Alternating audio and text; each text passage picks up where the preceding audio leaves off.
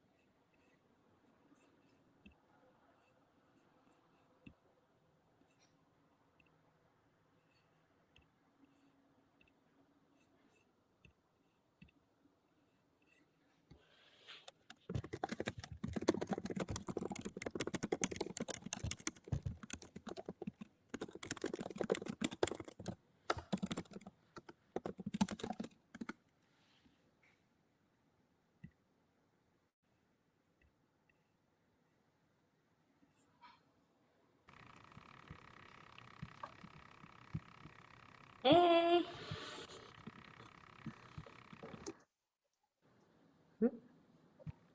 Can you hear us? Mm-hmm. Cool. Rebecca?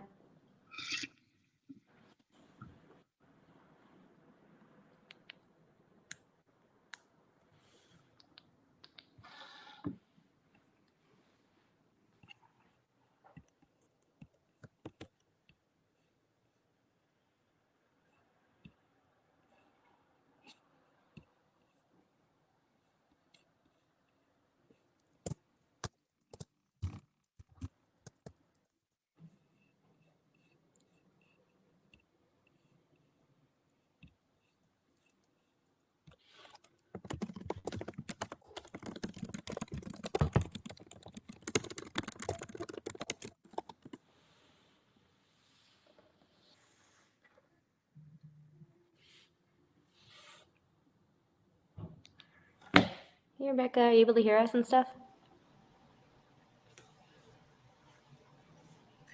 I don't know if Rebecca can hear. I just wanted to say hello, everyone.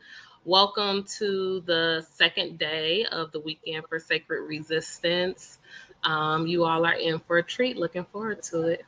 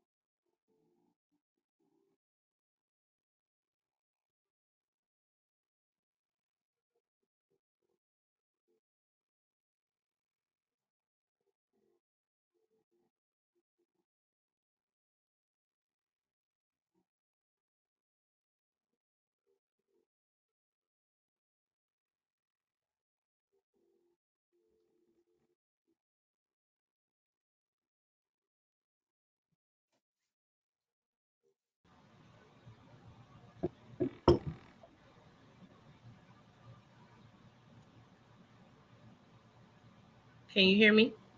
Yeah, we can hear you. Okay. And While you all work out your technical difficulties, I just wanted to let folks know some of the functions that are available here on the platform that we're using. So in the sessions, I don't know, sometimes people might use polls and Q&A. So you might see those pop up. There's also a section, I'm on the right-hand corner, so event, my agenda session, where you can see the people who are currently here with you. If you click on their name, you'll be able to invite them to a video call or schedule a meeting with them where you all can meet up and networking later. The networking tab is another opportunity to get to know folks. It's randomized, so whoever pops in while you're there, you'll be available to chat with them. Just want to let you all know, like between sessions and during the downtime, there are other ways to connect, and we hope that you use this as an opportunity to do so. thank you, Brittini. We have another kind of quick tech thing to get before we get started, specifically for this session. So we want it to be as interactive as possible. We want to talk to you all and know what you all are thinking. So if you see, I believe it's like somewhere in your black box, there's a button that says like share audio and video. And we would like to invite, I think right now, how many folks we have in here? 13. So we can invite anyone who wants to just go ahead and do that now to be part of the conversation. But basically, as we're going through, we're going to have moments where, you know, we're talking with each other, but then we're going to open it up and have discussions with you all. So at any time, if you want to speak to the group, feel free to just like come into the room, say what you need to say, and then you can come in and out as you wish. Okay? Yeah, exactly. Thanks, Carolyn and Hillary, for demonstrating. And you can always use the chat as well to interact with us. But we want to make sure that we have an open invitation for you to come in and out of the discussion. So cool. Rebecca, are you able to get in here now? You need anything from us?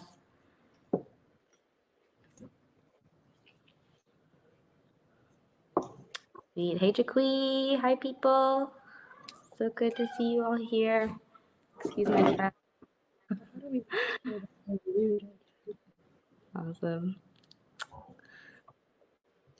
Cool. So I'm going to go ahead Hello, and kind of everybody. I can't hear anything. Can you hear me? Oh, no. We can hear you. Can you say something? Hey.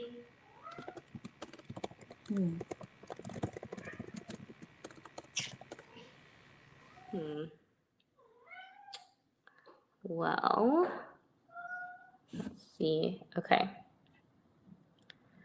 So yeah, I'll invite people, more folks who are just coming in now. You're welcome to come into this room with us. It's not just going to be the folks who are facilitating. So feel free to share your audio and video at any point if you want to come in and say something. And then, of course, you can always talk to us in the chat. So I'm going to go ahead and kind of get us started. And we will check in. Rebecca, if you need anything, just let us know. Okay. So thank you all so much for being here today. This is our second session for the weekend of Sacred Resistance. And we're really honored to host this conversation. Jason and Rebecca, I'm really excited to hear more from them because they're two of the most brilliant, amazing people that I know. And this topic is very personal. So today is going to be a lot of sharing our personal experiences and just kind of playing with different ideas with each other, learning new things, and you know, not something formal. This isn't a panel. This is really an open discussion. So with that being said, I'm going to go ahead and open us up and share my screen here. Let's see. Okay. Can everyone see here?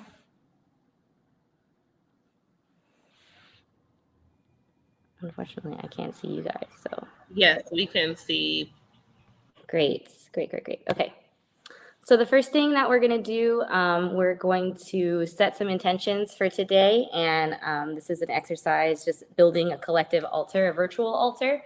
Some of you might have been at, like in-person events where you bring objects that are of significance to you and you put it on an altar. And the intention behind this is to set goals together, but also just to share something about you that feels personal that you want to bring today. So I'm gonna get us started with this, and then I'm gonna pass it over to Jason and anybody who wishes to bring something. And because we're in a virtual space, you can get as creative as you want. It doesn't have to be a physical object. It could be the spirit of somebody that you want to bring, or even just like a good intention, a good vibe. So I'm going to get us started with this story of this pendant right here that I have. And I would like to put this on the altar today because it represents for me the story of my great-grandmother, He Liu Hen. And so she's a great-grandmother on my father's side. And she was somebody who, didn't receive any formal education. She was a single mother, widowed at a really young age. But she was like very, very outspoken. She was really independent, and she was very determined to build generational wealth for my family. And so the story behind this necklace is that when, she was trying to do everything she could to send my grandfather to medical school, she would, every time she had a little bit of money, she would go and buy gold and invest in gold. And she hid these gold bars somewhere in her house. Nobody knew for decades, like where they were. And it wasn't until like decades after she died that we found gold bars that had been sewn into tatami mats in my grandfather's house. And so it just so happened that there were just enough bars to match the number of me and my cousins, me and her great-grandchildren. And so when my grandmother passed me the gold, she said, when you go and exchange this, make sure that you get something to remember her by. And this was the pendant that immediately stuck out to me. And I found out later the symbolism behind it is that it's also a symbol of a phoenix. So I'm putting this here today just to kind of get us started and think about like connecting that story to what we're here for today. We need to get this money for Mama Scrap. We're here to build generational wealth, not just for ourselves, but for our community in general. And we're also here to remember the people that came before us. So with that, I'm going to pass it over to Jason. If you have an object or something you want to bring to the altar today. Yeah, thanks, Julia.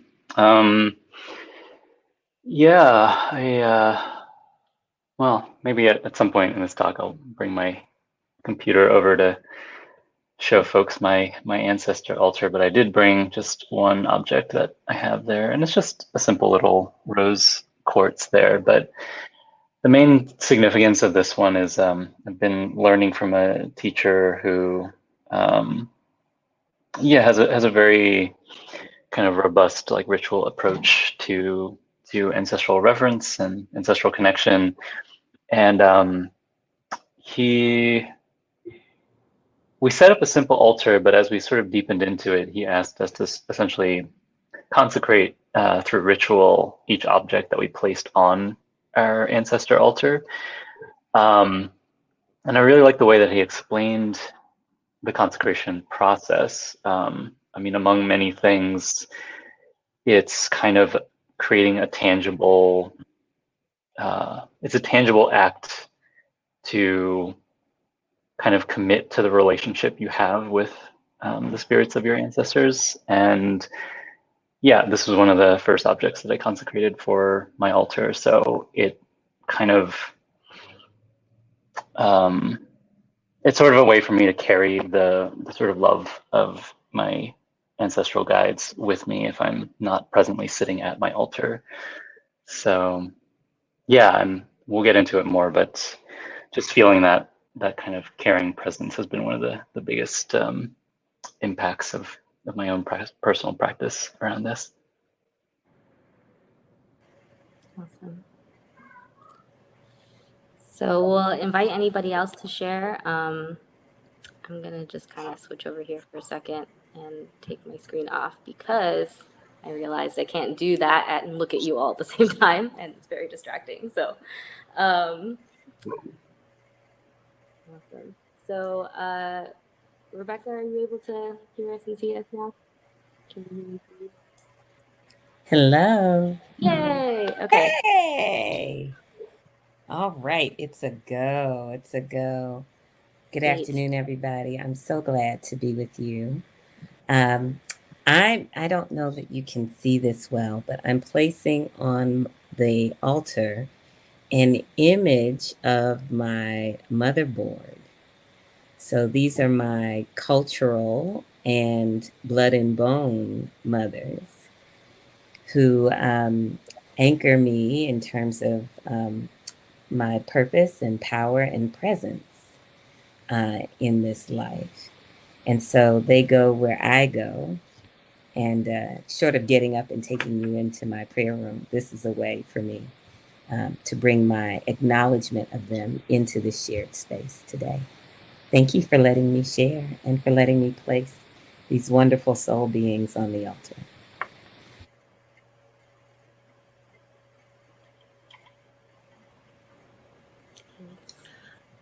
Rebecca, I think you are still in screen share. If you hit the little screen in the bottom of the black, it should go away. Yes. We need to see that motherboard again because you was on screen share. Oh, okay. Can you see it? Yes, we can see it a little better now. Yeah. All right. I'm going to do it a different way if you will bear with me for a moment. Can you see it? Yes. That's the life-size version of it.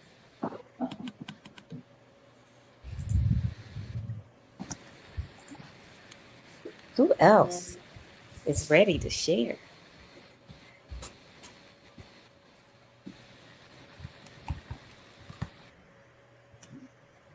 Hello, it's Michael here, and I have a little prayer bundle inside the leather pouch, and the prayer tie has tobacco cornmeal in there, and it was blessed by 9 indigenous elders who I got to be with when I was younger. And I carry this everywhere I go, so I put this on the altar to honor the indigenous people of these lands.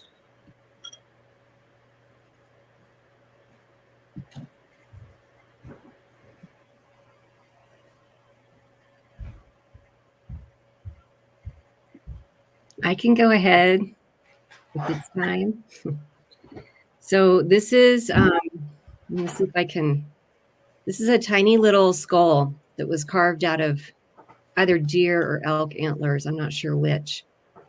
And I'm bringing this to the altar today because those antlered beings are very sacred to the ancient European people, the indigenous Europeans. And also the skull is a really important symbol throughout the Celtic mythology, and I descend from those Celtic peoples.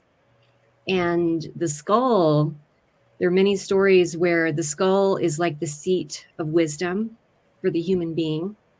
And there are many stories where, a skull after the person has died and the skull is removed from the body, and that skull can come alive and talk and give instructions to the people who are living to help them understand where to go and help them avoid pitfalls and dangers and to guide them on their journey. So I'm bringing those qualities of my ancestors in for the altar today.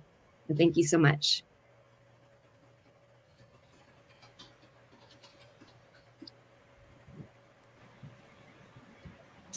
So I can go. I have this here.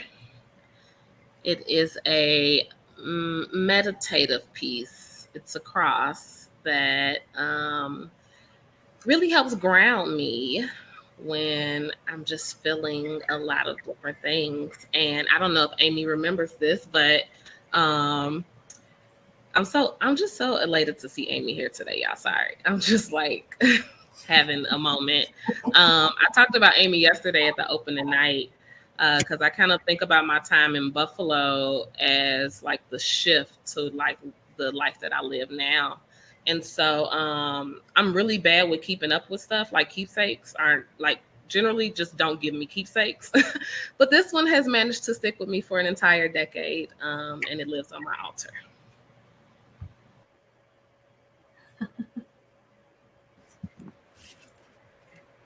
I can share. Thanks everyone for sharing. It's so meaningful. I'm Lizzie, and I just felt moved to go pick up this from my altar in my home. This is a chocolate box that I was given. Like last year, my girlfriend got like really excited about buying me chocolate all the time. But I wanted one night, I like knew I wanted to save these to make an altar piece of some kind. Like I wanted to make a craft with these boxes. And I was raised Catholic, and I don't like practice in that tradition very much, but like I know that it has formed a lot of my like ritual language and like spiritual language. And anyway, the sacred burning heart of Jesus is like a very powerful symbol to me. Very, very powerful. And I feel like I often carry like I feel that in me. And when I was creating this, when I wanted to do this like sacred craft last year, when I was making it, I had this like intuitive knowing that I wanted to work with the Sacred Heart, the Sacred Heart of Jesus. And I went into my craft box, and like the first thing on the very top that I didn't remember about at all was a program from a ritual that a friend of mine had created that was about that. The cover of the program was this Sacred Heart. And so anyway, that's just that's what I bring with me today to this space and to this like project, I think too, is that Sacred Heart of Love. Awesome. Thank you for that. If we could share those slides again and then move into our next piece, and we'd love for you, if you have anything that you want an object or something of significance that you want to add. Jaquee, I see you. Hi, y'all. Since you called me, I don't mind sharing. Please do. I was like looking around for things that I could contribute. So what I found was a necklace. It's a necklace made out of quartz, and it was quartz that came from red rocks near Sedona, Arizona, which we recently visited. And it was a really spiritual experience for me. And so I'll leave it at that. But yes, this is what I would like to contribute to the altar.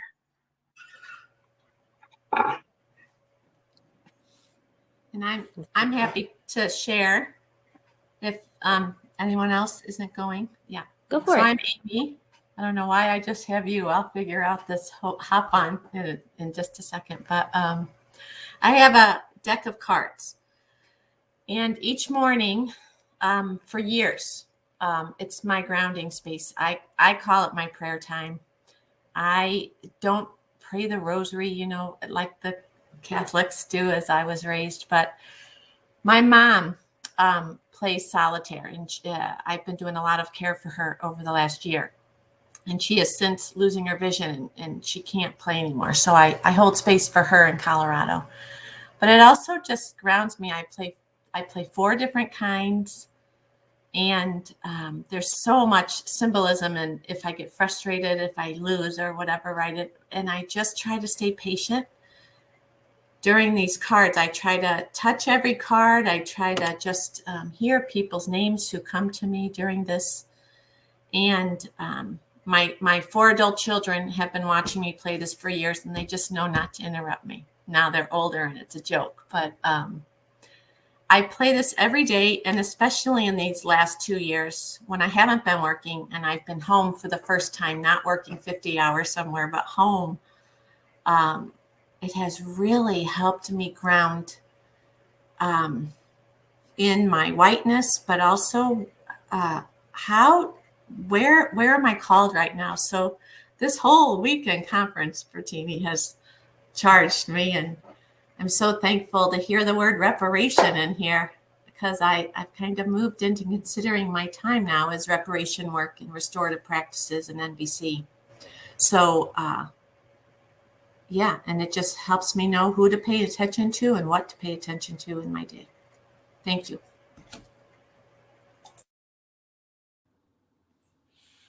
That's so beautiful. I love that. Rebecca, do you want to move us into this? Sure. Thank you, everyone, for sharing what is of significance and resonance to you and placing that in our sacred space, our sacred container. May all of the energies and the memories and the love and the relationships and the connections that are held by these objects and that are held by our remembrances join us in our circle today as we lean into this exploration of relationship with our ancestors. Now, as a frame of reference, my people are Yoruba people, and we come from and live in the southwestern part of Nigeria. I should say more truthfully that my people are many peoples, but the ones that I know, right, specifically, are rooted in that land.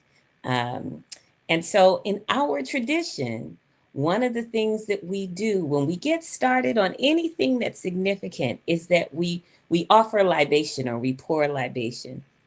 And for some of you, this will be a practice that you are familiar with. For others, maybe less so. But I invite you into this practice as an acknowledgement or an offering, often to those who have died. But it really is an opportunity for us to be intentional about our connection to the web of life, the larger web of life, and to recognize that we are rooted, that we come from something and someone, and to give thanks and acknowledgement and recognition to the roots that help to support and sustain our lives as the fruits of the living family tree at this point. So this is a practice that's common in many religions, and it's common in many cultural contexts. Though I speak from my own, I invite you to bring your own traditions and your own contexts into this practice of libation. Sometimes the way I like to do this, you might have seen this, is we always, in my tradition, we tend to offer living waters to a living being, right, in acknowledgement of the eternal nature of life. And then we tend to recognize our ancestors and beloveds who we'd like to invite into space with us. But I'd like to take us back just a little bit further before I invite you to get to the people that you want to invite, the spirits, the specific ancestors that you want to invite. I'd like to do a larger frame and call upon all that is material and all that is energetic and all that, from my understanding, is spiritual, to hold space for this sacred gathering that we call this ancestral workshop. I call upon the material, the spiritual, and the energetic in all of the ways that these forces commingle and connect to support and sustain life. And I invite these forces into conscious relationship with each and every one of us as we are living expressions of these forces and energies on this day. I give thanks for a universe that is more than 13 billion years old. And I see myself and my origins as connected to the beginning of that which has no beginning, that from which came all of celestial life and cosmic life as we understand it, and that gave birth to a 3+ billion year old planet that I call home and mother. By way of inviting in these ancestors, I acknowledge that which is celestial and that which is energetic as part of the ancestry, as part of the common ancestry of our humanity. And I recognize and acknowledge the presence of these energies and these beings, of the star beings and the cosmic beings that are part of the family of life of which we find ourselves.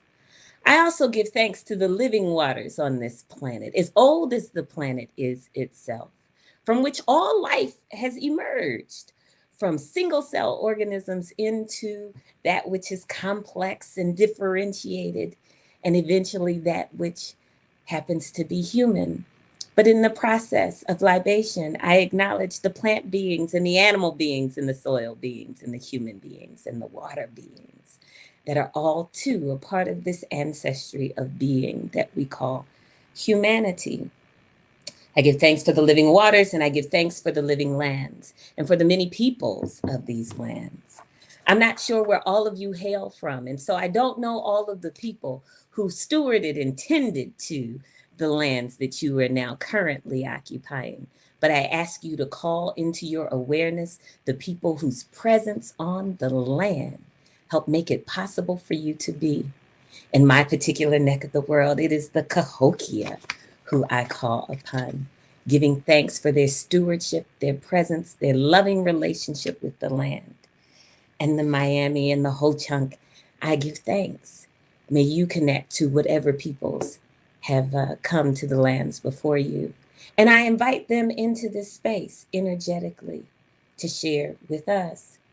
I also call upon the ancestors of blood and bone, those who made it possible for me to be in this space with you specifically. And I give thanks for those whose names I know, like Ruby and Raymond and Anna and Sarah and Samuel and Samuel. And I give thanks for those whose names I do not know, but who are alive in me in ways that are surprising and delightful, at times also challenging, but certainly a part of the wholeness that is life. I also invite you at this point to call into this space any ancestors who you would like to acknowledge and who you would like to join us in this reflection time with one another. Simply unmute yourselves and call out the names of your beloveds who you would like to be here with us and who you would like to intentionally connect to as we are together today, this afternoon. Unmute yourselves. Go ahead, call out the names.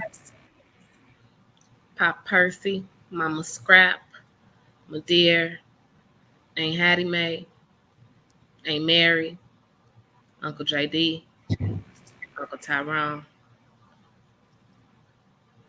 Uncle Clifford.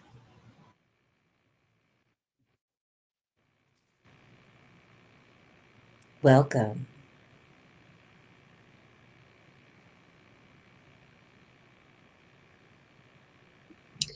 Jean and Eric Witherspoon, Archibald Alexander and William McFadder, Bill Edwards. Oh, welcome. 何柳恨、周树恩、韩世全、周黄熙。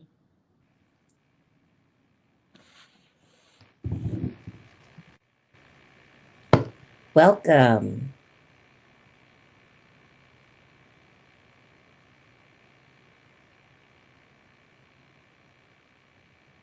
I call upon my ancestors, Hurl and Ramana, peoples, giving you thanks, praise, and honor, and invite into this circle any well ancestors who have hearts of love and healing for reparations for racial justice. I invite you here. And I offer deep gratitude, praise, and honor for the life of Malidoma Somé, who is a lineage ancestor and elder that has taught me and many to remember our ancestors and to remember the ways of ancestral reverence. We give you thanks, praise, and honor. Welcome.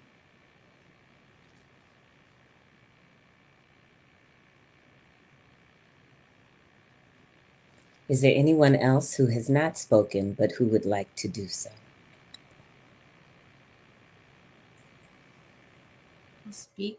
Grandpa Frank, Aunt Susie, Haudenosaunee ancestors who walked this land and cared for it. And Carolyn, thank you for that example. I just want the ancestors who are up for this energy of love and reparation work to come in. I don't want anybody else who isn't interested in that right now. They can go play somewhere else.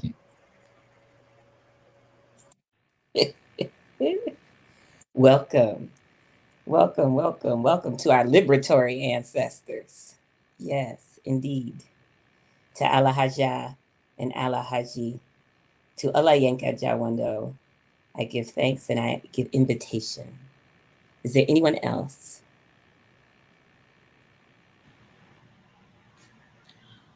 I'll read the names in the chat for you. Grace Lee Boggs, Ann Meserve, Grampy Roger, Mother Mary. Welcome. Lois Shaw. Welcome. Artensis Hawkins, Wanda Wozniak, Uncle Henry, John and Eliza. Welcome. May all those whose names that we have called find themselves wanted and revered in this space. May they know that we offer up our most sacred attention and our intention to be in loving relationship with them. May they experience the gratitude that exists in every fiber of our being for all of the many ways that they have contributed to our lives. May they add their intelligence and insight, their energy and loving presence to this constellation of people gathered. May they generate wisdom that we could not have imagined on our own and help us hold that and metabolize that in transformative and compelling ways on this day. For all of you, we say thank you, thank you, thank you. And we know that while this visual, y'all know I'm technically challenged, this visual of like 8 people on the call or 20 people on here, whatever, that there are actually many, many, many of us gathered. May we keep that in the foreground of our consciousness and hold that in the fullness of our hearts, that we are eternally companioned. Amen and Ashe.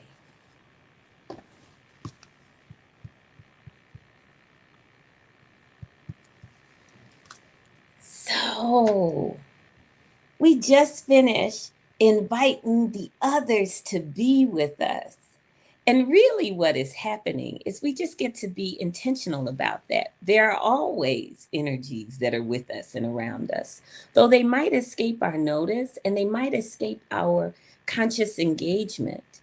But in this session, we want to consciously engage the dimensions of life, the thickness of life that is, and the thickness of ourselves. And we are seeking to do so through this exploration of relationship with ancestors. So by way of getting started, we'd love to open up the floor to hear from you. Why are the ancestors important to you? What got you to lean in to today's conversation? We'd love to hear from all who would like to share.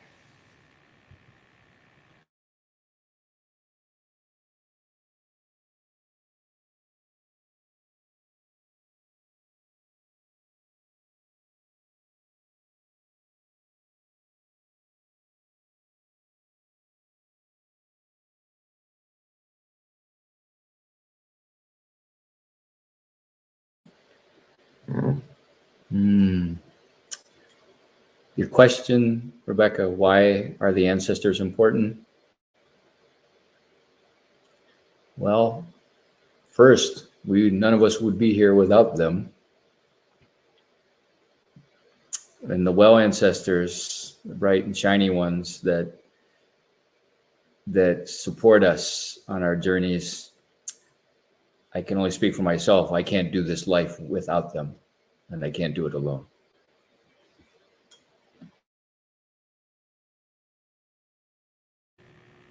Thank you, Michael. For me, I think the the way that I've been seeing this recently is just that they remind us that we're not alone and that we don't exist as individuals. Something that I've learned from our conversations, Rebecca, is just this idea that we are so much more than, you know, whatever is happening in this present time or this present moment, and that we're connected to so much. And so remembering this piece around not just our physical, our like ancestors of blood and bone, as you said it, helps us realize that, you know, there really is no such thing as me, myself, my individual, and that I'm always part of something.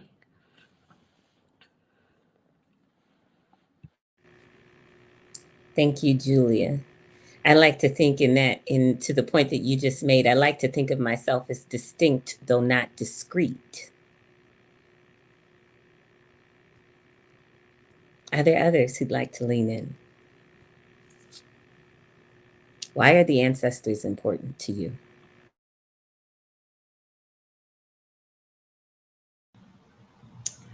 Yeah, I echo everything that has been shared thus far.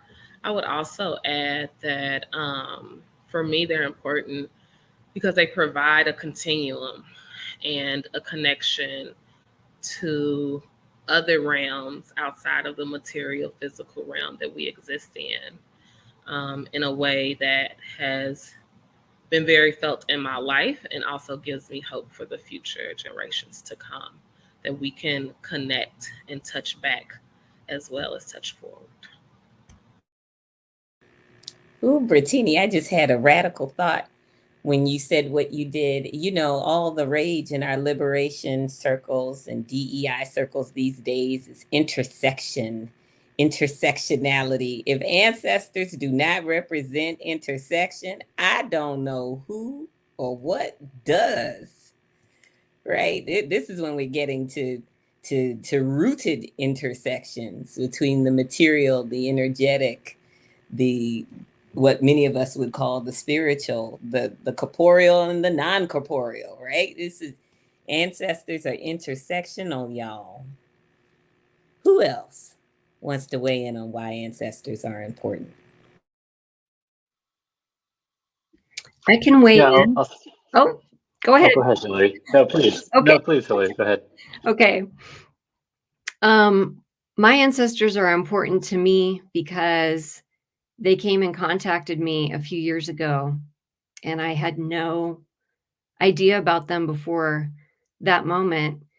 But I think that the reason they contacted me is because they were looking for someone to help with their work. And they were looking for somebody who would basically, for the first time in many generations, start to look at the history of colonialism on this continent. And so they're really important to me because they basically brought that into my consciousness for the first time. And it was a huge gift to be able to look at that and unpack that and grieve that. And I really think that they are healers on the other side, even if what happened in their lifetimes when they were on Earth was very, very difficult. I think that they can transcend that and become teachers and guides and helpers in the now for those of us who are walking on the earth right now. So that's why they're important to me. And they're also important to me because they show the way forward into reparations and into the racial healing that needs to happen, the equity that wants to happen, all of that. So that's my story.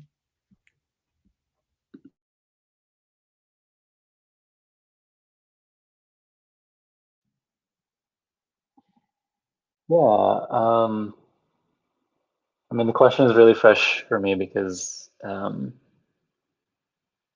making an actual practice of connecting with ancestors is only something that has been with me for the past year in a really serious way. And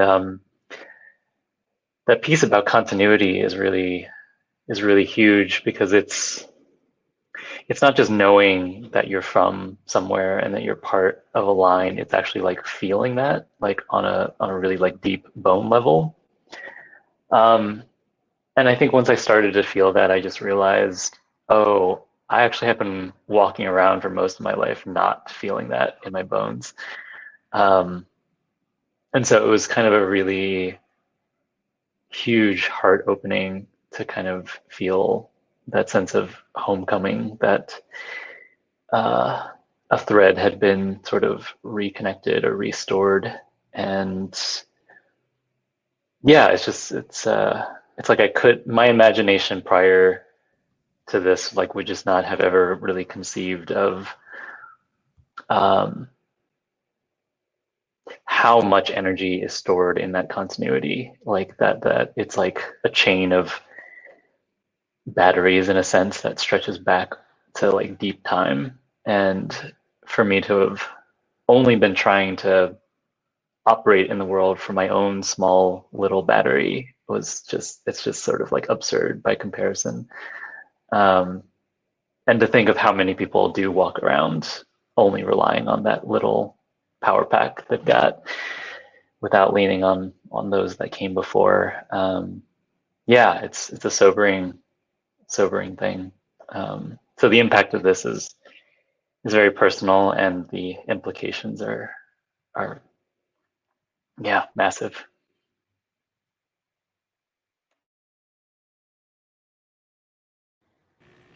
Thank you, Jason. Thank you, Aaron and Clover, and thank you, Hillary, and all who have weighed in. I don't want to shorten this conversation. I'm just going to jump in and do some building for a moment, because something that you said, Aaron, when you were Hillary, when you were talking about your ancestors coming to you in this particular kind of work that you're drawn to. In this incarnation, the identity that I wear is one of an African diaspora woman who is located in the United States of America. And in that identity of being African American, the origins of that identity are in pain. That identity is literally born out of trauma. And so part of why the ancestors are important to me, given the particular, one of these sort of particular central identities in this incarnation for me, is because my connection to ancestors allows me in corporeal ways and in imaginal ways to widen my identity beyond the traumas of modern life, to connect to those who weren't defined by or preoccupied with whiteness and disconnection from and exploitation of the land and lack of relationship from earth-based place and space, who weren't defined by the violence of patriarchy in the same ways, who weren't defined by chronic insufficiency at the energetic level, just at the level of human connection and belonging. I am seeking to experience and connect to states of wholeness and well-being that befuddle the modern day consciousness that sees these isms and oppressions as eternal, right? As immutable. They are indeed creations. And there was life before these creations, which is not to say that every time didn't have its own set of challenges. But I'm looking to connect to an identity that's bigger than the wounding of our times. And my ancestors provide one portal, and a significant portal at that, for being able to broaden my own sense of self and to broaden my sense of the porousness of reality. So in that way, my ancestors are very liberatory.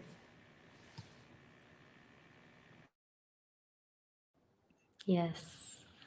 I think that kind of moves us into our next piece, which is who are our ancestors and how do we think of them? And one of the things that I've been I've learned so much just from the conversations leading up to this, and I came into it in a very narrow way of thinking about, genealogy and even culture and tradition, but thinking of ancestors as these many different possibilities has totally like blown my mind. And so I'll leave it to you, Rebecca, to kind of talk a little more about like how you see these things or just how we can kind of move around these categories. But something I've been reflecting on actually just in the last 24 hours is this idea of food as an ancestor. Food to me is something that is such a central part of my life. It's something that I think about all the time. Like I love food, I love eating, but I was trying to think about like where does that come from? And for me, what are the implications of me looking at the food that I eat as an ancestor in and of itself? It means that I have to think about this connection of the things that I'm eating are things that people thousands of years ago, created. Literal recipes, the earth itself generating, and the food that I consume coming from plants and species that have existed, far, far longer than me or anybody that I have recollection of. It also means that it carries on this tradition and this culture. And it also means that I have to respect it in a different type of way, that I can't just put anything in my body mindlessly. And so just in the last, that's something I've been thinking about is like, what changes for us when we look at the things around us and don't necessarily sort of just do things based on an automatic response or like thoughtlessly, but actually look at like that thing, that piece of my life is an ancestor, and what does it mean for me to like really honor it? So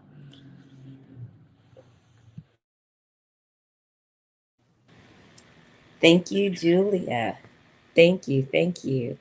And one of the things that I love about the reframe that you just gave, Julia, is that it's a way of demystifying what we mean when we say ancestors. So often, when we say ancestors, it evokes a specific frame of reference. And you are widening that frame of reference for us so that we can see ourselves in relationship in daily ways, right? Not just in multiple times a day, not just in sort of mythic ways. Though there is a place for the mythical, there's also a place for the mundane. And our connection to ancestors, our connection to the web of life intersects those, right? It holds all of that.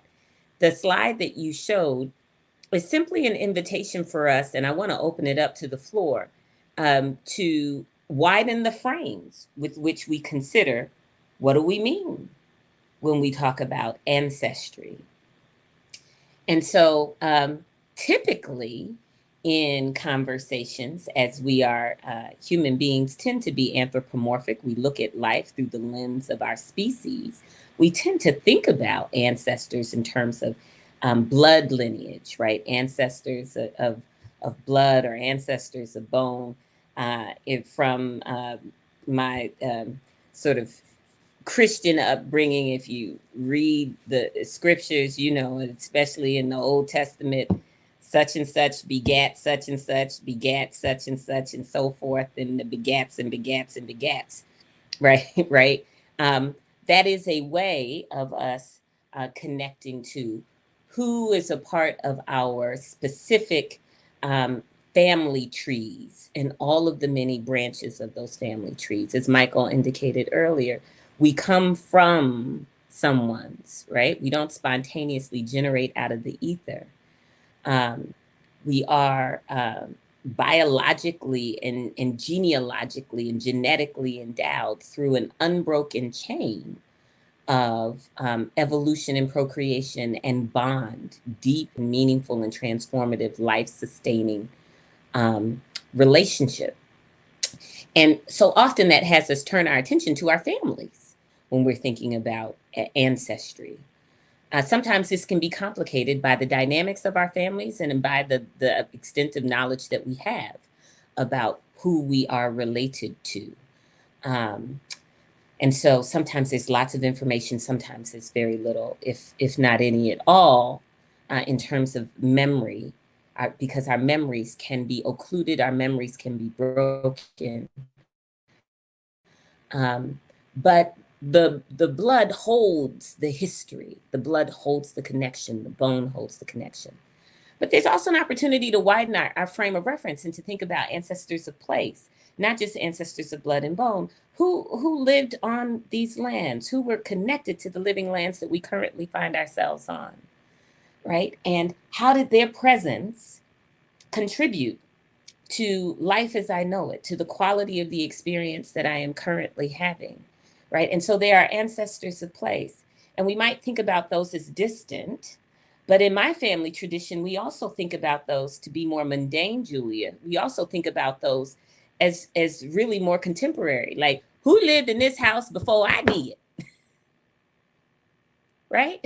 Who occupied this house? Who occupied this land? And who was there before they were? And when we leave a space, we also pray and bless on that space for those who will come, after, as we are sharing a lineage that is oriented around place. So there's the ancestry of place. There's also ancestry of culture, right? And tradition. We exist within cultural context. There are ways in which we share experience and meaning and belief and language, right? And understandings of the universe or understandings of life and our role in it, right? Our places in it that bind us with one another. And so who is it that's bright and well and who's venerated in our culture and in our traditions, in our cultural traditions, right? Many of us have those who we look to and call upon, who preceded us, who in many ways shaped our cultural narrative and understanding of ourselves and our cultural experience. They're ancestors of faith and spirit, right? To the extent that we might have faith practices, usually practices, while we are co-creative and we are generating practice, we also inherit practice. We inherit belief, we inherit understanding. And in many of our traditions, there are venerated ones who came before, right? And those venerated ones who came before might be considered ancestors in some ways, or saints or others. We have lots of different names for them. But we might look at who anchored our spiritual lineage, right? That we turn to for guidance and we turn to for insight or as a positive resource. And then the last one that I want to share before I open it up and ask you, what other types of ancestors are you in relationship with? Are ancestors of profession and purpose? Hillary, you gave a sense of this for a moment when you started talking about inviting ancestors who were willing to do specific kind of work, right? Or maybe it was Amy. I might be mixing you all up, but both of you, I think you co-signed on that, right?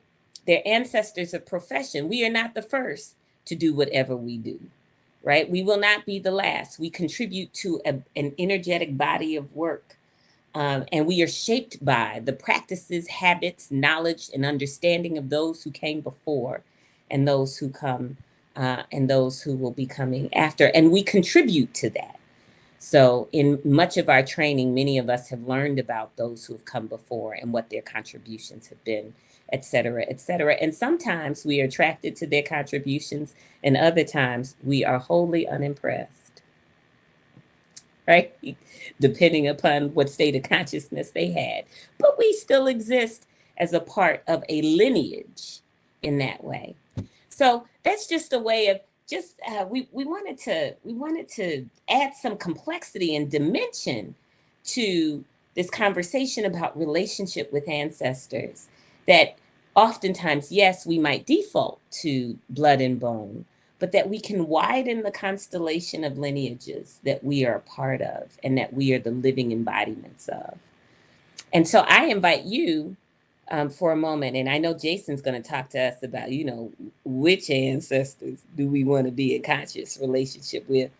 But I appreciate your leaning in about other types of ancestors that we might connect to with intention. Jaquie put in ancestors of habit, and Tess said ancestors of gesture. Oh, I like that.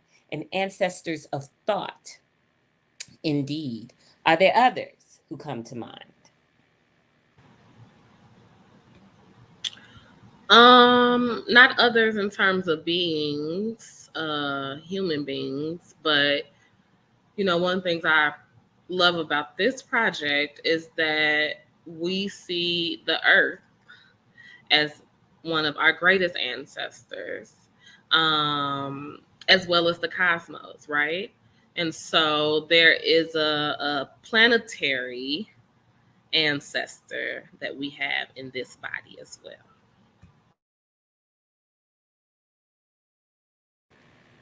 I love that, Brittany. I share that understanding there. I was just thinking the other day about how the living waters, I'm 80% water, and so too are other human beings. We are lots of water, right? We're mainly water. And how the water in my breath and the water in my body and the water in my tears has all been begat by the oceans and the rivers and the streams and the lakes, right? And the glacial bodies. And it's all, it's all the same water moving through and expressing itself, coming into different formations, into a formation called Rebecca, which is distinct from a formation called the lake. But it's the same waters, and that my attraction to the rivers, the creeks, the lakes, the streams is perhaps the water in me being drawn to its ancestors, its mother waters, right? Don't just think about headwaters. It's mother waters, it's ancestral waters, right? That I might not even know, all of which make certain things more attractive to me in terms of my time spent in the natural setting. But for sure, if I think about all of those waters, the waters is having lineage, right? Again, it adds to my understanding of myself, but it also adds to my understanding of life and myself beyond definition of my species. I just want to respond to that real quick, and then I hope other people get in. We just finished up a 7-week grief ritual a couple of weeks ago, and towards the end, one of our conversations was about the water and how it stores sound for hundreds of years, right? And so on one hand, that means that the screams of our ancestors being transported are still in the water, but it also means that the joy of our ancestors are also still in the water. And so when we talk about, how our blood, our bones, the water in our bodies holds memory, so does the water, the trees, right? So I think this is part of why nature is such a calming space for so many of us. Whether or not we can articulate it, what we're doing is tapping into ancestral communication. And you think that scream was your own? Exactly. Right? You think that shout was your own. You think that laugh, you were the first to have that laugh. You inherited that laugh. You might have inherited that cuss word too, but I'm going to keep it on the light and love tip for a moment.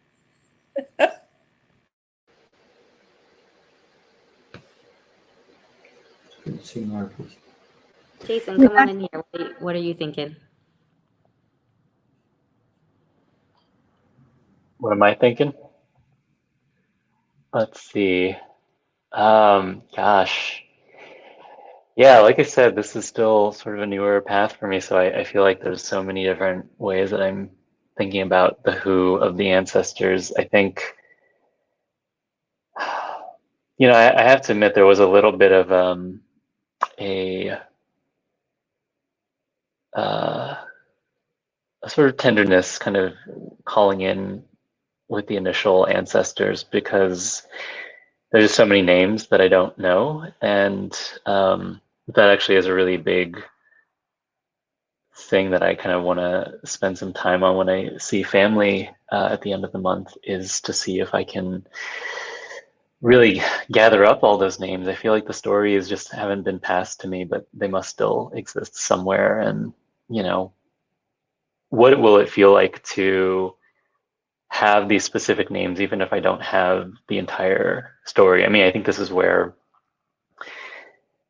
people that really get into genealogy or have easy access to genealogy kind of have a leg up sometimes, because you get these little scraps, but the scraps isn't the whole story. The scrap are like these little portals, these little threads to a larger energy. Like you hear a certain thing about a certain person you're related to, and it just like sparks this whole thing that is like a full body experience. And I think where I'm at, that level of specificity is still something I'm kind of trying to recover a bit. But setting aside any kind of like realization of maybe some grief around that, is how much of a difference it still makes to kind of feel into the collective energy of your ancestors who are well in spirit. Like, yeah, it just shows up in so many different ways, but it's just sort of a subtle cloud that surrounds you. And like once you kind of start to tune into it again and again, even if you just sort of pray out loud to, may all my ancestors, well in spirit, known and unknown, be present with me, like that turns on a certain frequency, that brings something to you that lets you relax, that lets you kind of feel resourced and strengthened. And yeah, even at that level of non-specificity, there's something really powerful about that. And it also, I think, kind of informs just the ways that which I'm kind of like philosophy or the metaphysics of how I'm thinking about all this. Like, actually, this kind of echoes a phrase you had said, Rebecca, about being distinct but not discrete. I think there's an even more interesting and strange way that becomes true probably after we lose our body, because our body is sort of our main anchor while we're doing this whole human thing for distinctness. But yeah, once that anchor is gone, like it does start to, I wonder, I picture it as, like drops of water in the ocean, to bring back the water thing again. Like there's a distinctness, but the distinctness is sort of almost illusory, but not illusory at the same time. Like it's like both. Like the sea is like the reality of kind of where we go, wherever that happens to be, but still somehow like some trace, some echo of kind of the lives we've led are still accessible, are still present in the universe, are still communicable to the living. And yeah, and to think that we came from that undifferentiated place, and then it's where we're going back to, it really also just changes the feeling of time, like in this life too. Like it feels, on the one hand, so infinitesimally like small and brief compared to like the vastness that stands on either side of life and death. But it's also like so impactful too, because what we do while we're in form changes the nature of the ocean, like after we go. And that's like, yeah, the sort of like responsibility, but also like the awe of that is, yeah, just moves, just changes the experience of kind of what day to day actually feels like. And I think that people who have gotten close to death in a more like tangible way through sickness or injury, that's like a very sudden way that life kind of can bring you into that awareness. But I feel like cultivating this ancestral awareness is the gentle way to kind of bring that presence of like death and the continuity of life into the present, and which kind of, yeah, sanctifies and makes precious like all the moments that we do have, while we're still breathing in these forms. What was on my mind? This actually reminds me of, it connects so well to what was being said last night. We were watching a clip of Maya Angelou talking about, well, both Maya Angelou and Nina Simone talking about freedom and having no fear and living fearlessly. And, Maya was talking about just accepting, like, I'm going to die. And like, once you've accepted that for yourself, then what does that implication have on your life? And I think it's, even though she didn't say it in this term of ancestors, like she herself is an ancestor sharing that wisdom with us, but it is very much connected. It's like you live your life in a different way, and you can live fearlessly in a more free way, when you accept these certain things in life, but also like live in a way that is fearless, because you understand that you're just one piece of many things. So I think what we want to do now is give people a chance to really like soak some of this in and reflect, and then let you share however you wish, what's coming up for you. And again, thinking about all of the possibilities of ancestry, not just the tangible ones, the things that we think of all the time, but yeah, what does this mean for you? And what are all of the different ways that this shows up in your life? So I want to give people like maybe 3-4 minutes. Brittini, if you don't mind, like playing us a song or some music in the background for people to reflect on, and then we'd love to hear from people. I have a song actually. Oh, good. Go for it. We're gonna let Brittini be a participant. Sounds good. Thank you, Julia.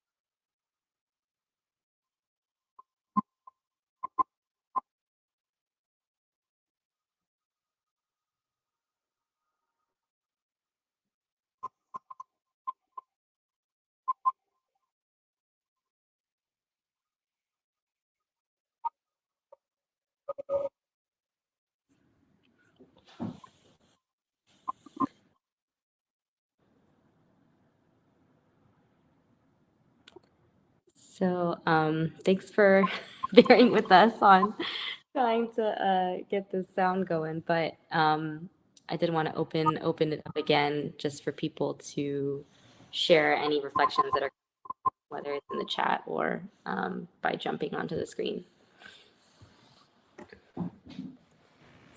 Music is a good metaphor.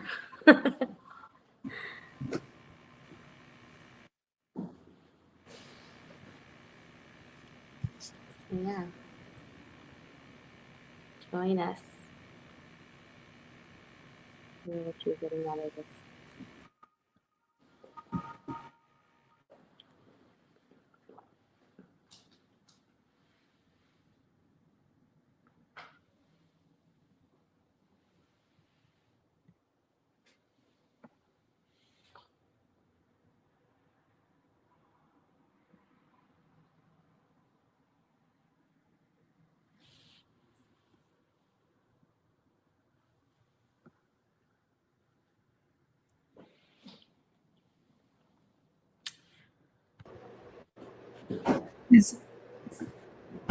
Is this an invitation to share here? Yes, it is. Honoring the ancestors has been a very important practice for me as an adoptive mother. And there's a way that I feel faithful or in integrity to my role with my sons when I give honor to their ancestors and seek to be in right relationship with them. And just a short story, when my son Finn was getting in trouble, getting high a lot when he was a freshman in high school, my ex-husband wanted to pull him out of high school and put him in a different school, and he kept getting in trouble. So I contacted a divinizer who came up with this reading that said basically that the mother needed to honor the ancestors. So I began honoring his ancestors and increasingly honoring his ancestors with him, which he has been very welcoming of. And we sent his application to go to Wash U next year, and we did a little ceremony calling in the ancestors and telling the ancestors just what an amazing guy he is and how hard he's worked on this and asking for their support. And my son got a full ride scholarship to Wash U. We found out yesterday. And he called me on the phone and we were shouting praises, singing praises, dancing praises. And then we paused and said a prayer of gratitude to Creator, to my son, to us, and to the ancestors that are holding him. And my son has scholarship in his ancestry, in his Mayan ancestry. And so we gave thanks to that lineage. And it meant so much to me that it felt to Finn like just a natural thing to do. So I'm learning to be faithful to those lines, and to make family in this way means that I honor these branches of family that I am now part of and that my sons are beloved within.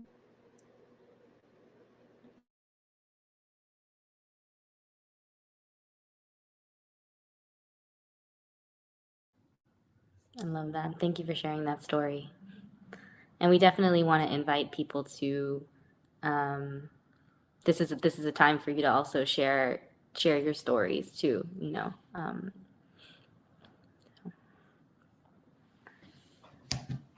I can go. I know, same as Carolyn said with the faith, I felt I've had that a lot because on how, back like what you said earlier, Julie, with the fear of death. And then I noticed that because I recently had brain surgery back in June. And then I remember that in that whole vision that I seen, I could see like a whole circle of ancestors in like tribal uniform and my great grandparents there as well. And then I remember like they were just huddled around me, but then, they walked away. And then, they were telling me that it's not my time now because I still have something I need to do here. And then ever since then, I've just completely let go of that fear of death because, we're going to lose these physical bodies regardless anyway. So then just, to pretty much just live in the now. And then by now, I've been actually like starting to live a lot more purposefully. And, because I want to start teaching people since I'm a metaphysician. And then that's one thing I'm also working towards. And then, just being joyful. Like, because, if you're not doing something that, you love, then what's the point of doing it? So, and to me, that brings true liberation. And then knowing that those are like almost my ancestors of, purposeful intent. And that's how I see that. So.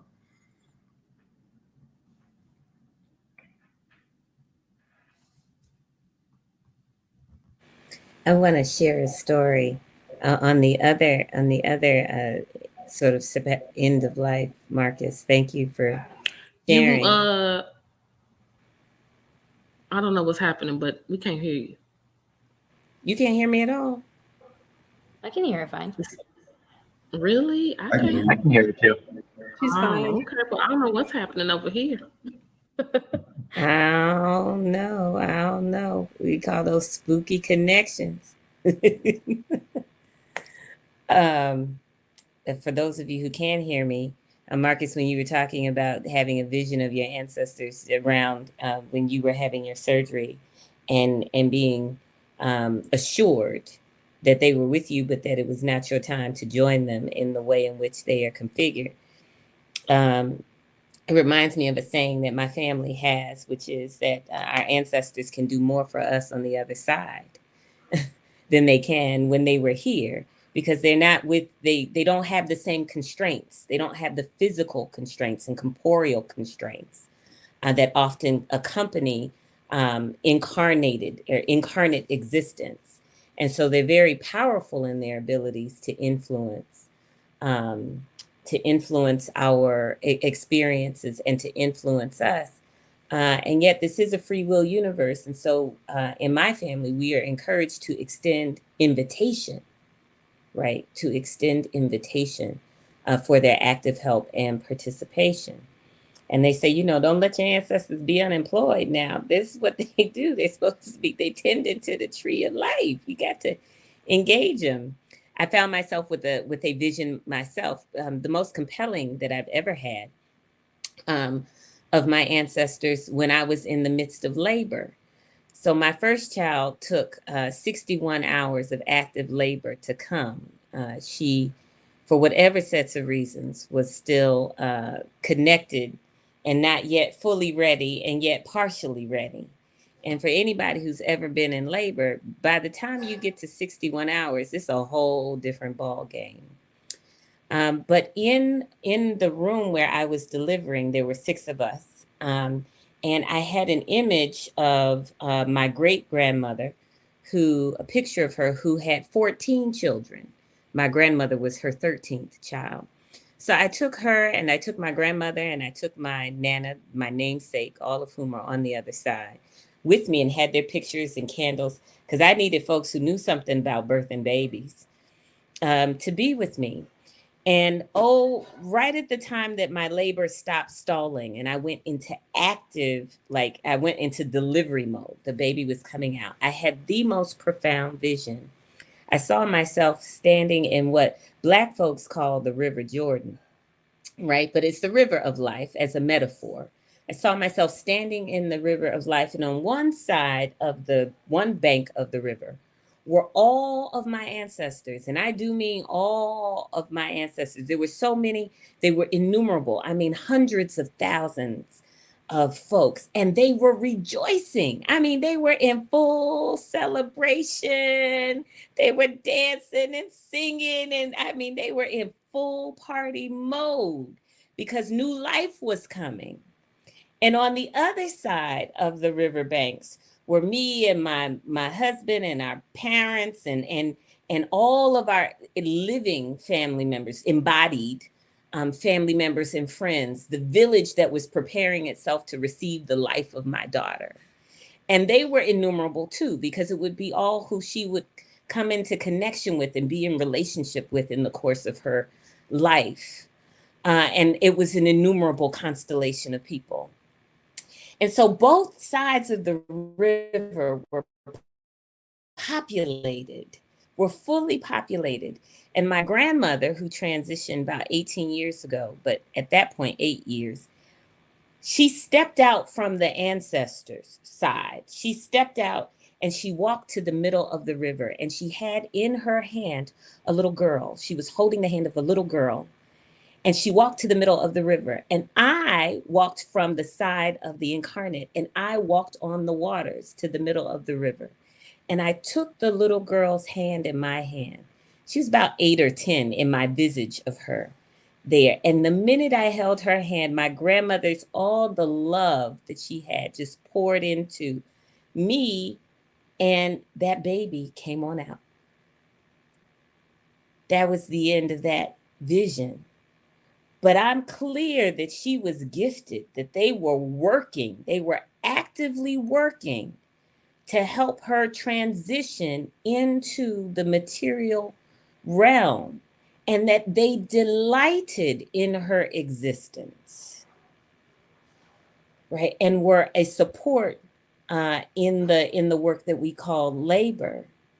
And so that vision was so, it changed things for me. You know, you have those experiences where they change everything, but then you get up and it's like the day just continues. Mountaintop experiences are always followed by, regular life. But I wanted to share that one. So thank you all for letting me share. But they were with me in the beginning of this life experience. And for that, I'm grateful. That is such a powerful image. I feel like it's something that's just going to sear in my brain for the rest of my life. So thank you so much for sharing that. And this is also a time too to encourage anybody, if you want to jump on here with us, and we like to feel your presence. So anyone who hasn't had a chance to really share, or if you just want to respond to something that you've heard, we definitely invite you to come.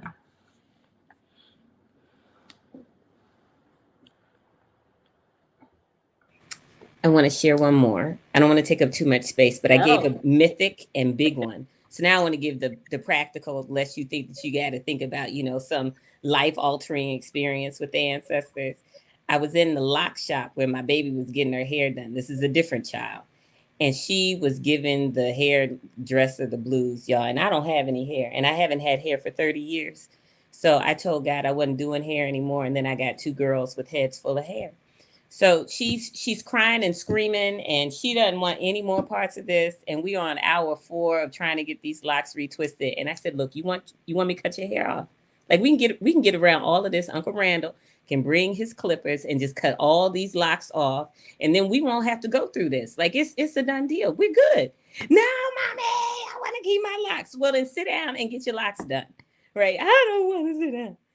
And I was so frustrated, I was like, I cannot take it. Okay. I can't believe I'm in a daggone hair shop. I'm like, this is killing me. Right. And so I called upon my ancestors. Like, I want y'all to know you can call upon your ancestors for anything. I was like, ancestors, bright and well ones. I'm gonna need y'all right here, because this ain't the first Black girl that's had hair drama. Okay, like we part of that lineage of hair drama for Black women, and y'all know how bad it is. And we gonna need some help right now. You gonna have to intervene with this child, or her hair's coming off. Like right now, I need you now. And the minute I said that, don't you know that little girl stopped crying? She stopped crying. She sat her behind in the chair, and she got her hair finished in 25 minutes. Nothing changed. But all those Black mamas who've had little Black girls between their knees and have been hitting them on the shoulder, sit down, turn around, sit still, get your hair done. Like all of them, they all showed up. They all showed up.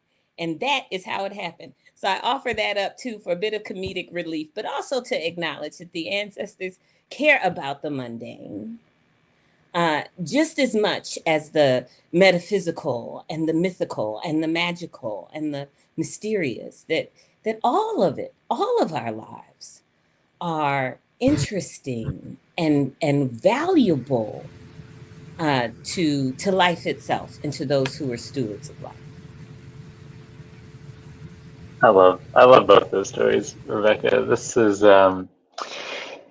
Yeah, my spirituality has gone through so many different phases. I feel like the more recent one probably does lean on the kind of magical, witchy side. And the communities that I'm part of, that have really started to like spotlight the piece with the ancestors is like, I mean, that's just practical. Like they're the spirits that have the most direct line to you and who are most like right off the bat invested in your well-being, right? Because they're part of you are part of that continuity. You're their face. They like contributed to, at least the blood and bone ancestors. They contributed to your physical form.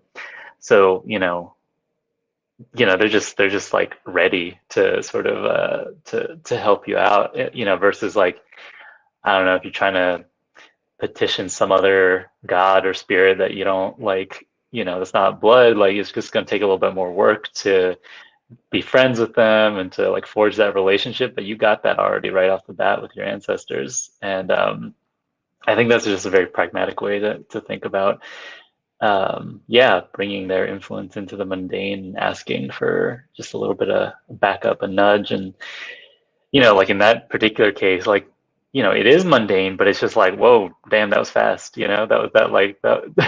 I didn't really have to wait for that one. That one just like came through. And those little moments like that with the ancestors are just so like, I mean, it's sort of living in a world that feels like it's fully animate and like full of like magic and enchantment is at all important. Like those moments just make so much difference to the texture of your life. And I'm just looping back on something that was alluded to before, because both Rebecca and I have kind of and others have mentioned kind of the ancestors that are well in spirit, and that distinction I find is like a really useful one, but potentially also a challenging one that I've come across with many different teachers, which is that death isn't an automatic reset. Just because like your physical form ends doesn't mean like all the stuff that you accumulated in your life just immediately kind of, like the balance sheet doesn't zero out right away. If it did, I feel like things would be so much easier, right? But I also feel like the world just wouldn't look the way that it looks if that were the case, right? Like kind of again zooming out into that like society liberation framework. The world that we see around us is innumerable unpaid debts, right? And those are holdovers from people who have passed, and like so all that gets passed on in a certain way, and it isn't just kind of the ramifications on the material level here, but there's a dimension of it that a lot of teachers speak to that remains real on the other side, which is to say that to address it, that has to be addressed both on kind of the ground level of us in the living world, but the other half of that equation has to be sort of done kind of in a way in the invisible as well, which brings up also this idea that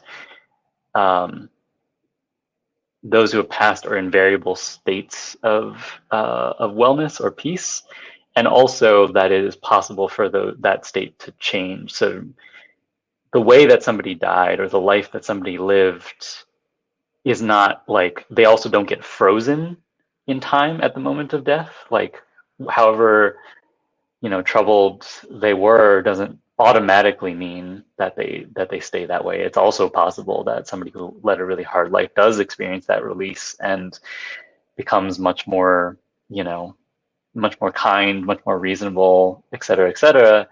But it also, the possibility is that, yeah, they carry that over, but that they want to change, that there's more, that there's an access to different possibilities afterwards. And so that idea has been very provocative to me too. Is just in the way that people change in this life, that state can change after we pass, and like what it means to hold for the possibility that our ancestors who, you know, did have a more troubled life, like that they can know levels of peace that they never knew in their own incarnate life. Like that is also like really deeply humbling. And but also it's also not meant to be a thing that's like carried individually on any one living person's shoulder. It is also a collective thing. It's the family together. If, you know, if the family can decide that relating with ancestors is important, but, you know, there are also the ancestors that are in really good shape, and they're also the ones that have an investment in kind of, you know, helping out the ones that are maybe in a little bit more of a in-between or even ghosty state, to kind of polish up and shine and kind of like finally kind of leave behind the things that kind of keep them a little bit stuck. And so it's, all of this is a partnership. None of this is like meant to be held by an individual, which is just the continual I think gift and practicality of holding this ancestral consciousness.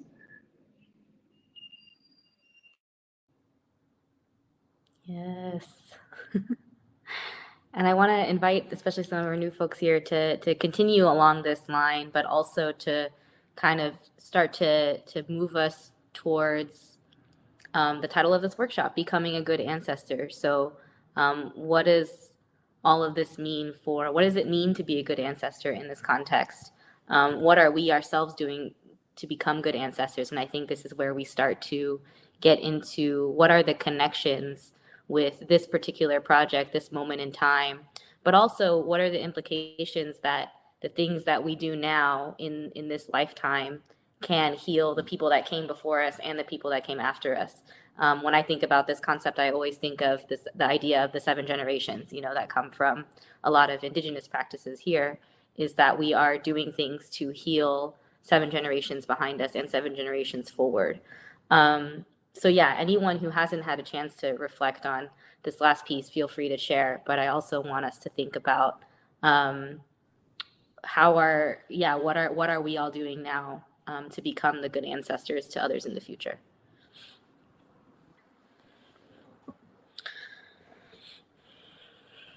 Can I share again an example? Jason, you made a point that our ancestors aren't frozen.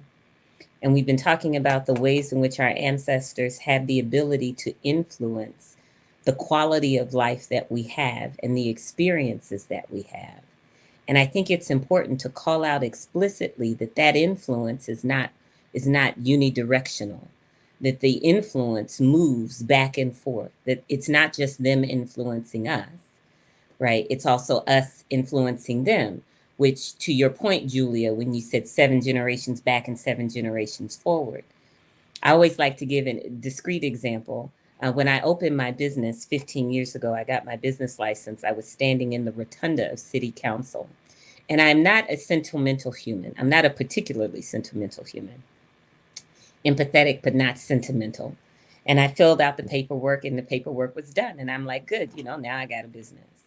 But I found myself stuck in the lobby of the city administrative building and overcome. All of a sudden, it was like I walked into a river of emotion. I just stepped into a flow of emotion, and I started sobbing because I owned my effort. I owned my labor. I owned my intelligence. I owned my future. It was mine. It was mine.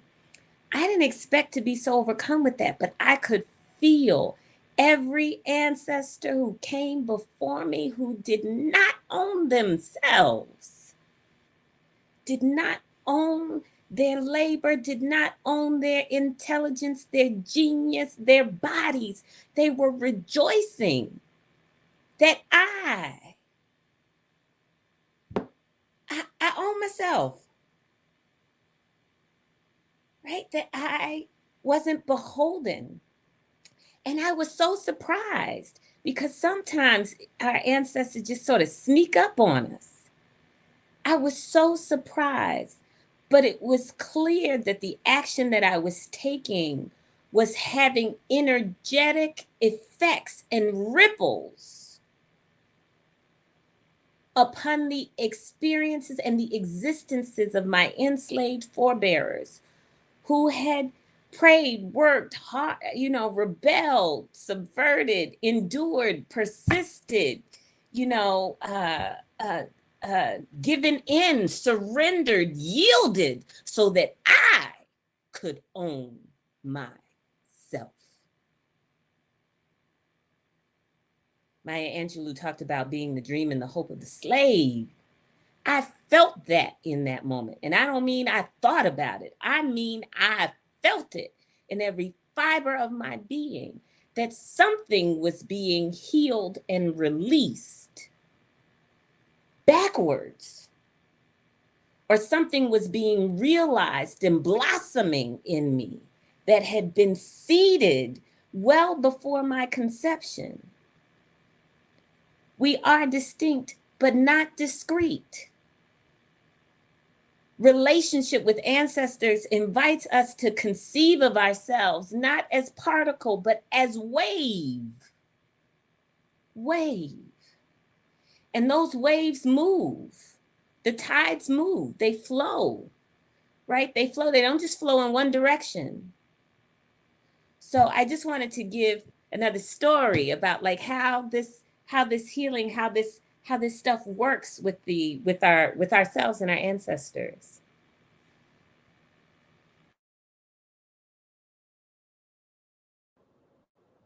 I want to lift up what Jaquija just shared here, which is I've recently been connecting with and reconciling many of the wounds and opportunities for healing that run deep through my ancestral body. Things related to the management of finances, overcoming harmful habits, parenting, that is responsibility that I own as I seek to be a good ancestor. Yes.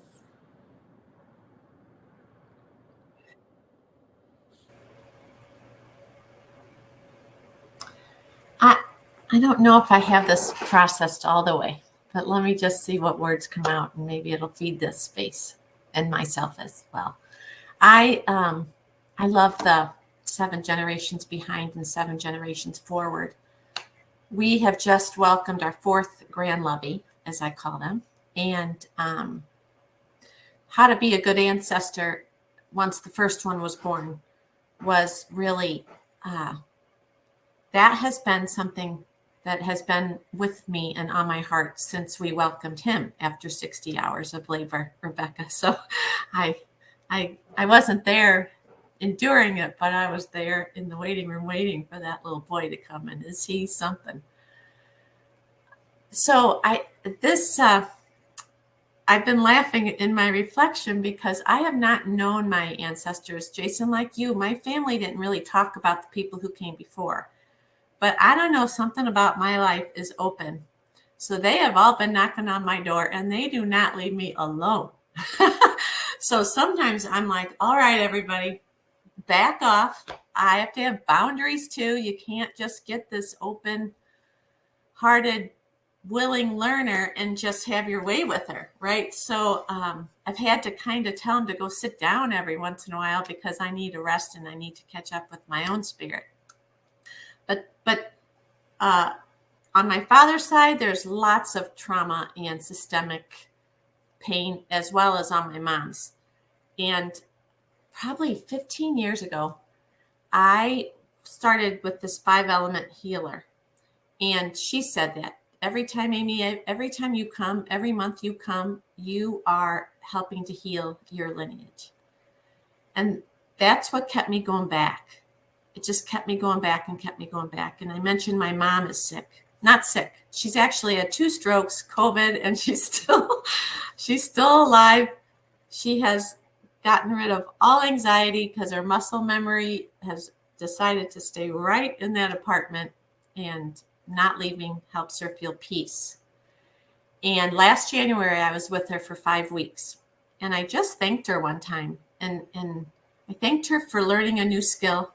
This independent, resourceful woman who really had courage in her life and lived in poverty. And that's why she's still in this little apartment. But I said, you're learning a new skill of nurturance. Like, you are the helper. You have done everything yourself since you were 6. And you allowing us to come into your space and do your dishes and cook your meals, Mom, that is a rare skill that I would assert only 5% of people ever manage to even think about. And you are modeling it for me right now. And that was in January. And I'm one of 9. 6 sisters are kind of managing this care. And I so appreciate this thread at this time, because Saturday we have another sisters meeting about where to go from here. But each sister in this 9 months, as Mom gave up her little hard shell, has healed. It's been amazing. And like, it's just like, wow, I've kind of watched it happen in real time, this 5 levels back. So it's really, it's quite something. And energetically, it just gives me more intention and attention. I wrote that down, Rebecca, with my grandlovies. You know, I want to build relationships with them and around them that have them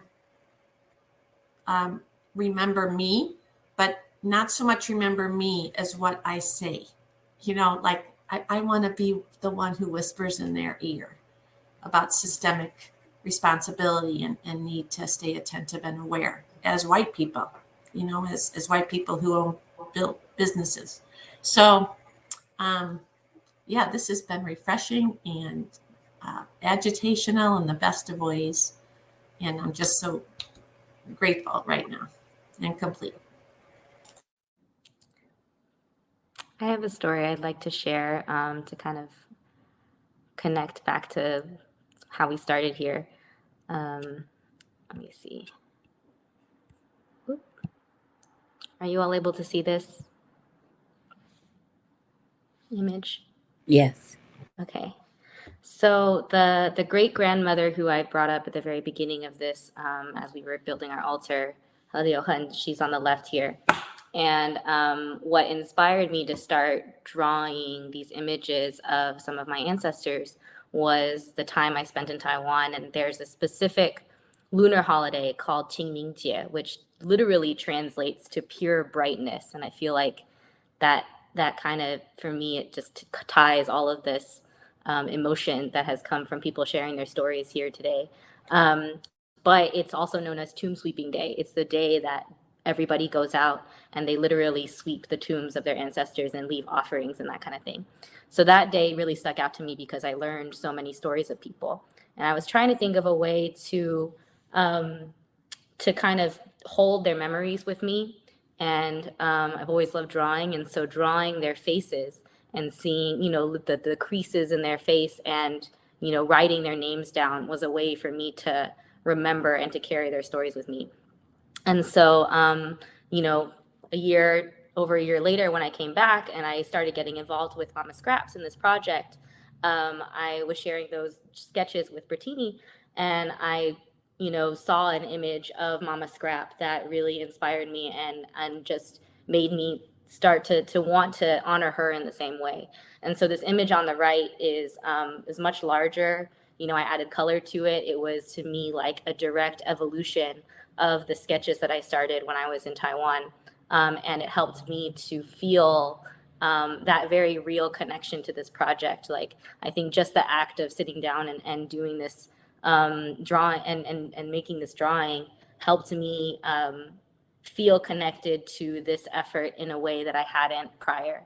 And that's because I felt like I was taking that that intention of honoring my own ancestors and carrying it on, and also sharing the ways that, you know, my family does have direct connection, you know, to a lot of my lineage in a way that many people don't. And to see that as a blessing and to see the effect that it's had on my life, you know, part of my life's work and part of me becoming a good ancestor is allowing and helping other people to do the same, right? And to have that connection with land.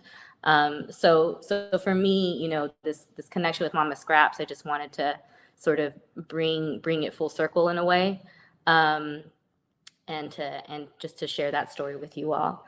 And so, unfortunately, as our time is winding down today, and I feel like, you know, I really do feel a spirit of as if we're all, you know, sitting in a living room together, sharing together. And I think that's so beautiful. And I want that to really carry on into tomorrow's sessions, into the intention and the spirit that we bring into this project. But I want to, you know, make sure that we all end today feeling, you know, centering. We are here for a very specific ancestor, for honoring Mama Scrap. So Bertini, you know, I would love to invite you here to just talk a little bit about how all of this connects to the vision and the mission of this project, to this whole weekend of sacred resistance.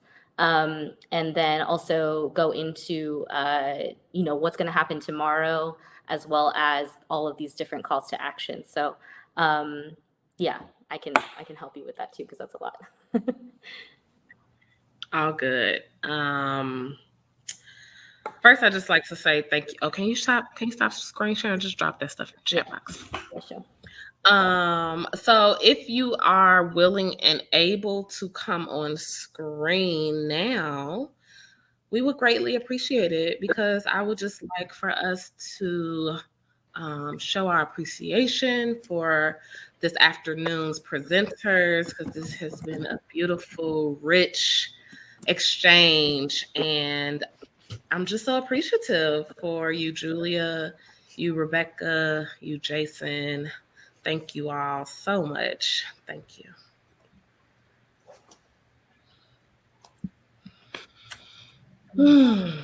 Thank you so much, Julia, Rebecca, Jason.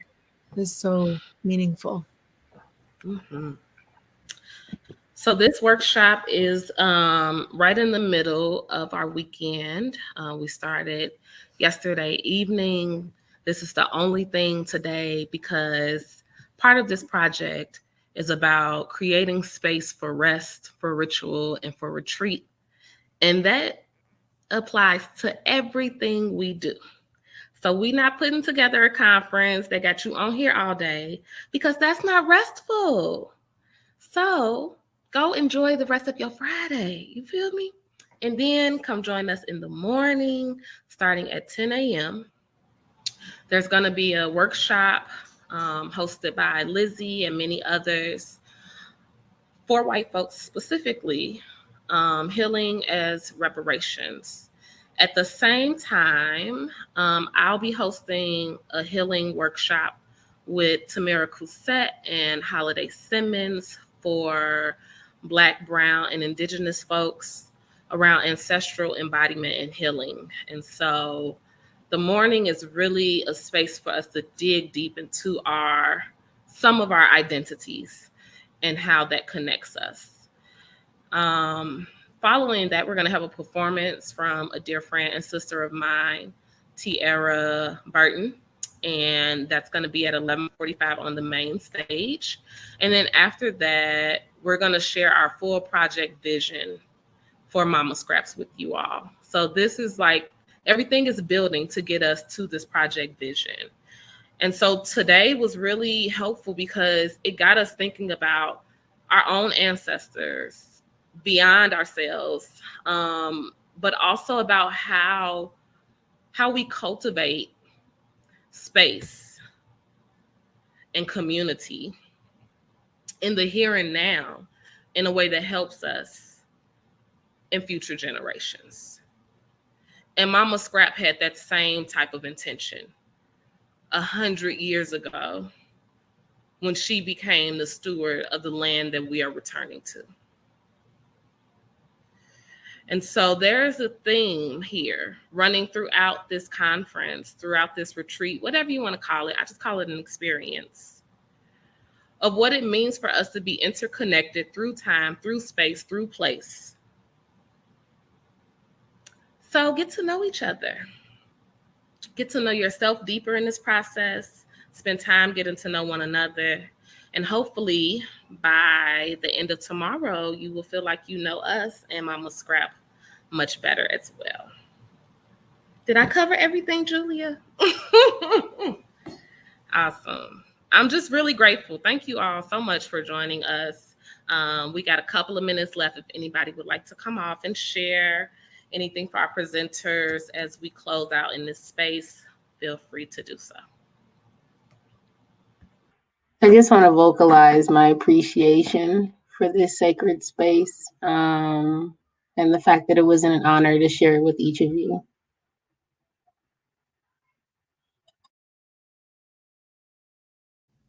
I'd like to give gratitude for everyone that hosted this event, and also thankful for everyone's their own individual personal experience too, that we could, bring together, collectively and talk about and share.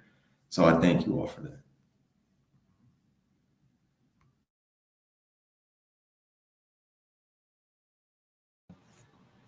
Now, I hope I'm be with y'all tomorrow. I got a client who is like on and off contractions. So if y'all don't see me tomorrow, just know I am still here in spirit. Just a FYI.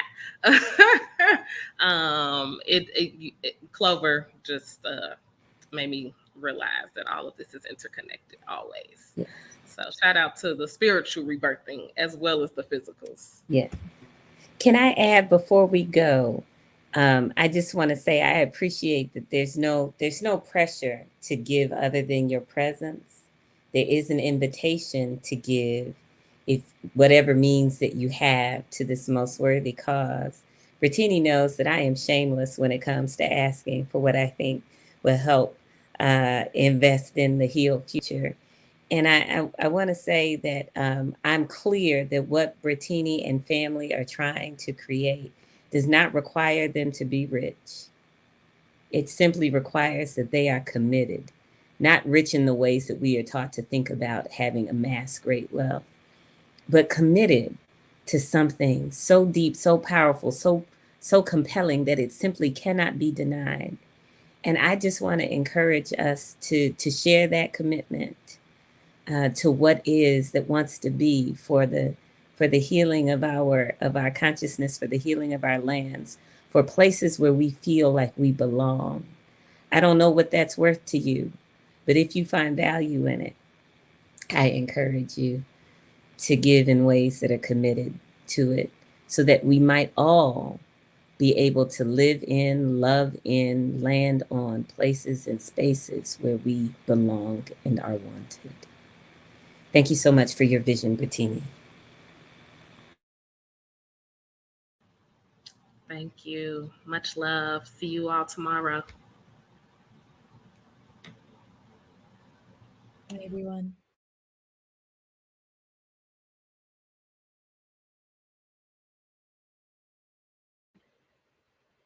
Oh, Brittini left. Let's see. It's just me.